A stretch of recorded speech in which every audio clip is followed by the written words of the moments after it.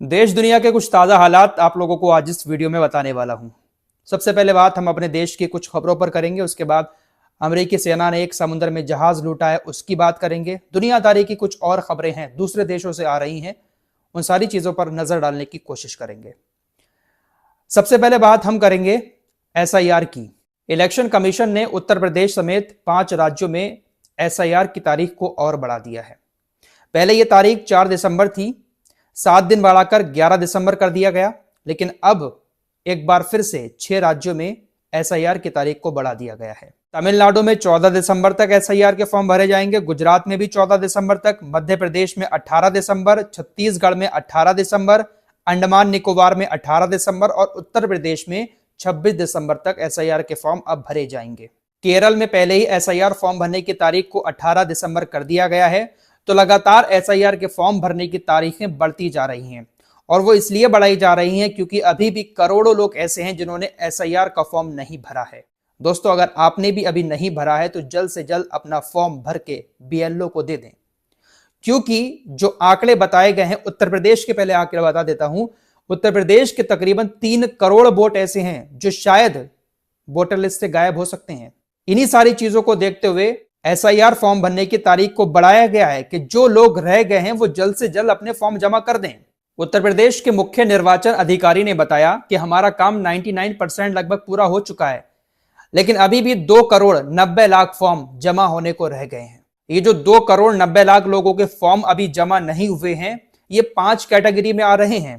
पहली कैटेगरी ऐसी है जिसमें तकरीबन 45 लाख फॉर्म ऐसे लोगों के नहीं आए हैं जिनकी मौत हो चुकी है। दूसरी कैटेगरी में 1 करोड़ 27 लाख लोग ऐसे हैं जो एक जगह से दूसरी जगह शिफ्ट हो गए हैं। 2003 की जब एसआईआर हुई थी तो उस वक्त वो किसी और जगह पर थे, अब वो किसी और जगह शिफ्ट हो गए हैं। तो 1 करोड़ 27 लाख लोगों के फॉर्म ऐसे लोगों के नहीं आए हैं। तकरीबन 23,69,000 वोटर ऐसे हैं जो कहीं और राज्य में वोटर बन चुके हैं, तो ऐसे लोगों के फॉर्म भी अभी नहीं आए हैं। चौथी कैटेगरी वो है जिसके मुताबिक अभी तक बीएलओ को तकरीबन 85 लाख लोग मिले ही नहीं हैं। बीएलओ साहब फॉर्म लेकर घूम रहे हैं, 85 लाख लोग मिल ही नहीं पाए हैं। यह सारा आंकड़ा जो मुख्य निर्वाचन अधिकारी है उनकी तरफ से बताया जा रहा है। जबकि 9,57,000 लोग ऐसे हैं जिन्होंने फॉर्म ले लिया है, सिग्नेचर भी किए, लेकिन फॉर्म जमा नहीं किया है। तो कुल मिलाकर 2 करोड़ 90 लाख लोग ऐसे आ रहे हैं। हो सकता है कि इन सभी का बोल्ट कट जाए, या हो सकता है कि इसमें से कुछ लोग अभी जिन्होंने फॉर्म ले लिया है वो बीएलओ साहब को अपना फॉर्म दे दें। लेकिन 2 करोड़ 90 लाख वोटों में से बहुत सारे वोट कटने वाले हैं जिनका नाम नई वोटर लिस्ट में नहीं आएगा। इसमें से कुछ लोग खत्म हो गए, कुछ लोग दूसरी जगह शिफ्ट हो गए और कुछ लोग मिल ही नहीं रहे बीएलओ साहब को।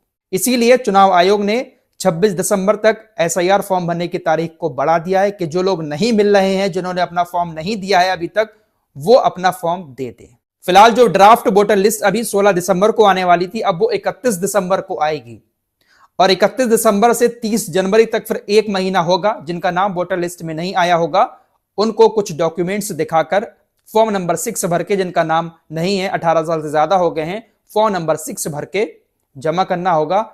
जो अगले महीने फिर फरवरी में नई वोटर लिस्ट आएगी उसमें उनका नाम आ जाएगा। तो ऐसा चल रहा है एसआईआर का पूरा प्रोसेस। फिलहाल खबर आधार कार्ड को लेकर आ रही है। पहले भी मैं इस टॉपिक पर बात कर चुका हूं कि आधार कार्ड अब डिजिटल होने वाला है। बहुत सारी जगहों पर अब आधार कार्ड दिखाने की जरूरत नहीं पड़ेगी। यूआईडीएआई ने अब साफ कर दिया है कि बहुत जल्द इस प्रक्रिया को पूरा कर दिया जाएगा। जिस मॉडल पर हम काम कर रहे हैं वो मॉडल बहुत जल्द लागू होगा, जिसके मुताबिक अब एयरपोर्ट पर या होटल में चेक इन करते वक्त या जहां पर भी आपको फोटोकॉपी दिखानी पड़ती थी आधार कार्ड की या जमा करनी पड़ती थी, अब आपको फोटोकॉपी देने की जरूरत नहीं पड़ेगी।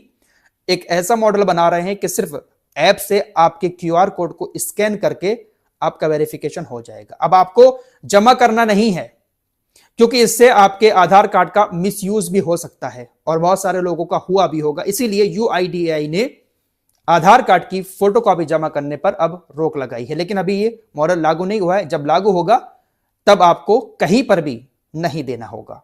आइए अब विदेशी खबरों पर थोड़ी सी नजर डाल लेते हैं। गाजा की बात करें तो गाजा में सब कुछ जैसा अभी पिछले 1-2 महीने से चल रहा था वैसा ही है।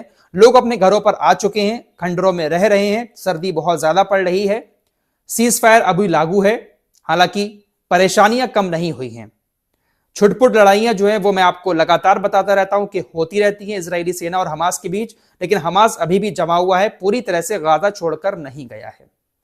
अमेरिका की बात करें तो अमेरिका आपको मालूम है कि हर जगह पर कुछ ना कुछ करता ही रहता है। वेनेजुएला के ऊपर बहुत ज्यादा नजर है अमेरिका की, क्योंकि वेनेजुएला के पास तेल बहुत ज्यादा है। अमेरिकी सेना ने समुद्र के अंदर वेनेजुएला का एक तेल का टैंकर लूट लिया। 2 दिसंबर को तेल का यह टैंकर समुद्र में रवाना हुआ था। लगभग 20 लाख बैरल तेल इसमें मौजूद था। इस टैंकर में जो तेल था वो आधा क्यूबा देश को देना था, क्योंकि वहां पर कुछ प्रतिबंध लगे हुए हैं जिसकी वजह से लाइट में बहुत ज्यादा दिक्कत हो रही है, लाइट नहीं आ पा रही है। लेकिन वेनेजुएला के तट पर अमेरिकी सेना हेलीकॉप्टर से आती है, ऊपर से अमेरिकी सैनिक उतरते हैं और उस तेल के टैंकर को बंधक बना लेते हैं। अमेरिका की सेना की इस हरकत से वेनेजुएला और अमेरिका के बीच तनाव और ज्यादा बढ़ गया है। अमेरिका की नजर वेनेजुएला देश पर कब्जा करने की है, क्योंकि तेल बहुत ज्यादा है अमेरिका के पास। फिलहाल ऑस्ट्रेलिया से खबर आ रही है, ऑस्ट्रेलिया ने 16 साल तक के बच्चों को सोशल मीडिया यूज करने पर बैन लगा दिया है। 16 साल के बच्चे अब सोशल मीडिया इस्तेमाल नहीं कर पाएंगे। ऑस्ट्रेलिया के प्रधानमंत्री ने इसको ऐतिहासिक दिन बताया कि सोशल मीडिया पर बच्चों के लिए जो पाबंदी लगाई गई है, इससे बच्चों को अपना बचपन बिताने का टाइम मिलेगा, माँ बाप को काफी शांति मिलेगी। ये बहुत बड़ा ऐतिहासिक दिन है। दोस्तों, ऐसे बैन की जरूरत तो हमारे यहां पर भी है, लेकिन हमारे यहां पर कितने भी बैन लग जाएं बच्चों के ऊपर, लेकिन मोबाइल तो बच्चे माँ बाप का यूज करते हैं। मोबाइल में जो आईडी बनी होती हैं वो माँ बाप के नाम से होती हैं। बच्चे तो यूट्यूब चला रहे हैं या इंस्टाग्राम चला रहे हैं, जो भी चला रहे हैं वो माँ बाप के अकाउंट से चला रहे हैं। तो यहां पर तो खैर पाबंदी लागू हो नहीं सकती, लेकिन हाँ, अगर माँ बाप चाहें तो अपने बच्चों पर पाबंदी लगा सकते हैं, क्योंकि बच्चों का बचपना इस मोबाइल की वजह से घुटकर रह गया है। छोटे छोटे बच्चों का पता ही नहीं रहता है घर के किस कोने में पड़े हुए हैं मोबाइल लेकर।